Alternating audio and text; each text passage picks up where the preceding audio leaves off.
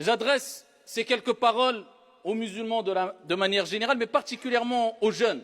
Alors quand on parle de jeunesse dans son sens large du terme, dans le sens large du terme, eh bien on englobe ici les 14, 15 ans jusqu'aux 25, 30 ans et plus encore. Ce n'est pas parce que tu as 30 ans que tu es vieux, loin de là, tu es encore jeune. Mais je veux m'adresser à ceux qui ont passé le premier cap de la première étape de la jeunesse ou qui y sont encore, qui sont dans cette première phase de la jeunesse particulièrement. Cette phase où on se construit et où on construit aussi. Ceux qui sont dans la période de l'adolescence. Ou alors, disons de manière un peu plus précise, la deuxième étape de l'adolescence. Ceux qui ont passé les 14, 15, 16, 17, ils sont dans les 18, 19 ans. Ils sont en train de se construire et construire leur vie. C'est maintenant où les choses se jouent. C'est maintenant où leur avenir se joue. C'est maintenant qu'ils vont construire leur avenir ou détruire leur avenir. Et les parents ont beau le dire, mais il est important quelquefois qu'ils l'entendent d'autres personnes. Peut-être que l'impact sera un peu plus percutant.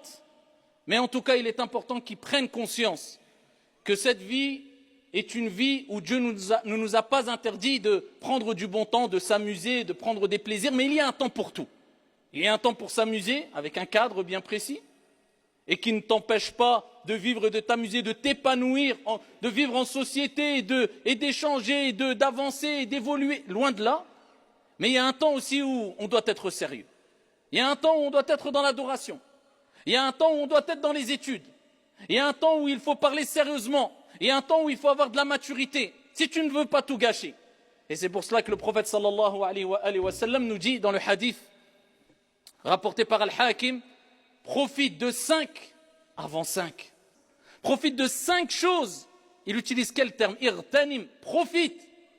Parce que ça ne dure pas. Parce que tu n'es que quelques jours. Nous ne sommes que quelques jours. Et à chaque fois qu'un jour passe, c'est une partie de nous qui part quelque part. On se rapproche tous, on espère se rapprocher. Des projets, des espérances, des objectifs. Je vais me marier, Inch'Allah. Je vais avoir des enfants, Inch'Allah. Je vais construire, Inch'Allah. Je vais travailler, Inch'Allah. Et on l'espère. Et c'est bien d'avoir ici, d'être optimiste et de voir loin. Et d'avoir de l'espérance dans ce domaine-là. Mais ce qui est sûr, parce que ça, ce n'est que des probabilités. Ce qui est sûr, c'est que tu te rapproches chaque jour du jugement, du jour des comptes, de la journée où tu devras payer la note, de ta demeure dernière, si tu veux, al-qabr, sunduq al-amal, la tombe, le caisson des actions.